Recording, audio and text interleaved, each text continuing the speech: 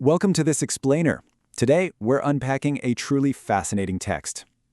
We're going to focus specifically on Yuanzu Xingming Shanyuan Chunjuan Xuefeng Diaoder Yuzhuzhe. That is, the teachings and writings originating from Guy Xuefeng, the founder of Lifechanyuan. Now, what makes this source material so compelling is how it takes us on this wild journey. It starts with everyday mindfulness, stuff we can all relate to, and it builds step by step into a highly specific, totally cosmic theology. It's an exploration of an ideology that bridges the immediate present with an incredibly vast view of the universe and ultimately our destination within it. It completely challenges how we view time, how we interact with others, and where we believe our consciousness is actually heading. Okay, let's dive into this. The entire foundation of this philosophy begins with a really powerful question from Xinchen Celestial, which serves as the central anchor for the whole text. If one cannot attain the Tao in this life, then when? It's a striking challenge, right?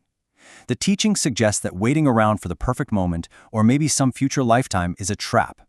The source material insists that enlightenment, or the Tao, isn't something waiting for you down the road. It is an immediate reality that demands your attention right here, right now. To understand how this philosophy unfolds, here is our roadmap for today. 1. Grasping the present moment. 2. The call to action. 3. Lifechanyuan as Noah's Ark. And 4. The ultimate destination. Let's start with Section 1, Grasping the Present Moment, the Illusion of Future Perfection. So the text frames human procrastination not just as some bad habit, but as a core spiritual problem.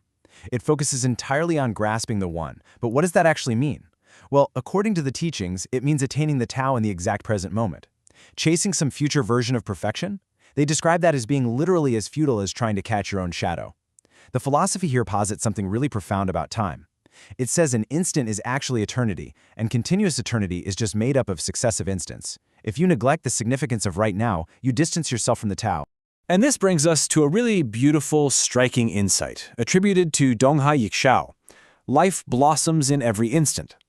The text applies this directly to human behavior, especially love. It argues that if we love someone, we must love them immediately. No hesitation, no overthinking, no calculating. If we delay or worry, well, our love is rendered false and completely unexpressed. Basically, if there is no love in this exact moment, no flower of love can possibly bloom. It's a powerful reminder to just stop calculating and start experiencing. The teachings use very classic evocative imagery here. The text warns that time flows on like a river. Appreciate the flowers while they are in full bloom. It's a stark warning that procrastination practically guarantees regret. Just as a river continually moves forward and flowers inevitably fade, life's opportunities simply wither away if we don't seize them. The message to the follower is crystal clear. Do not wait, because regret always comes too late. Moving on to Section 2, the call to action, immediacy in everyday behavior. As the text builds its case against procrastination, the pacing really accelerates into an urgent demand for change. The author uses heavy rhetorical questions to basically force the reader into a corner, asking bluntly, how long will we wait? The text references Kyon Kun Buddha, stating that a person's future after death depends entirely on their exact state of being at the moment of death. And what determines that state? It's determined by whether you've attained the Tao in the present moment, because again, life blossoms and withers in every single instant. Because of this, the text lays out incredibly immediate, highly practical actions you got to take today. The directive is to treat every day as your last, pointing out that catastrophes like tsunamis strike without warning. Step 1. If you have something to say it now. If you need to repent or apologize, do it today. Step 2. If you wish to do good or apply to join Lifechanyuan, do it now. And step 3, which is actually quite surprising in its bluntness, the text says that even if you feel the urge to curse someone, you should just curse them right now. The overriding point here is absolute authenticity and immediacy in action. Stop hesitating. And this brilliantly illustrates the text's stark, binary view of existence. It contrasts dying for the Tao with living for oneself. According to the teachings, letting go of earthly entanglements and sacrificing for the Tao actually gains you life, with capital letters, meaning an eternal, non-material life. Conversely, selfishly living only for yourself, that guarantees you'll lose it. The text kind of neutralizes typical religious boundaries here too, citing both the Buddha and Christ as shared guides in this dynamic of selflessness. Section 3. Lifechanyuan as Noah's Ark, the movement's theological framework.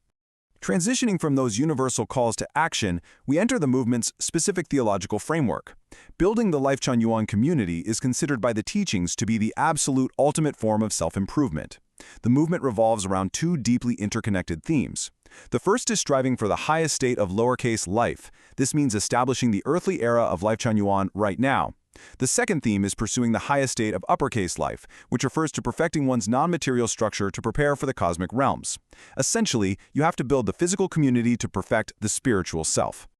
The text uses some highly modern, almost wry metaphors to express frustration with people who just miss the point. It describes how the greatest creator sends a boat, or even an airplane, to pick people up, yet people simply refuse to board. Within this framework, Keeping Celestial is viewed as a guide sent directly by the greatest creator to lay the foundation for the community. The text suggests that anyone with real insight will recognize this vehicle for exactly what it is. Now, what's really interesting here is how the text directly mocks skepticism. It declares Lifechanyuan as today's Noah's Ark, and then throws out this fantastic rhetorical question: what are we still waiting for? Are we waiting for extraterrestrials? The author is really pointing out the absurdity of waiting for the creator to personally come down for you, or for aliens to land, when the airplane or the boat in the form of this community is already right in front of you. And finally, Section 4, the ultimate destination, the cosmic cosmology. We've talked about the present moment and the vehicle of Lifechanyuan, but where exactly is this movement trying to go? Well, the teachings map out a highly specific metaphysical progression for followers who successfully perfect their non-material structure. It begins with the earthly foundation being laid right now in the community's back garden, which prepares followers to enter the 1,000-year world. From there, advancement leads to an even higher state of being in the 10,000-year world. And finally, the ultimate goal, reaching the Celestial Islands continent, which is located in the Elysium world. It is an incredibly detailed, structural view of the cosmic afterlife. But to reach these celestial destinations, strict mindset and behavioral rules apply. You absolutely cannot cultivate alone. The text actually compares doing that to carving rotted wood. Selfish people? Not accepted. To advance, followers must perform good deeds and store treasures in heaven. You must not withhold your love, because the rule of this universe is that the more you give, the more you receive. And crucially, you must forget yesterday's merits. Just because your flower bloomed yesterday doesn't mean you can rest today. It must bloom again today. And that brings the whole macrocosmology right back down to the micro, present moment. To reach the Elysium world, you must let go of earthly entanglements right now. Forms, sounds, smells, tastes, all of it. The text leaves us with a really provocative question to consider. Where does your heart reside? Are you caught up in the illusions of the future and the attachments of the past, or are you fully blossoming in the reality of this exact instant? It's a fascinating challenge from Guy Streifang's philosophy to take with you today. Thank you so much for joining me for this explainer, and keep questioning.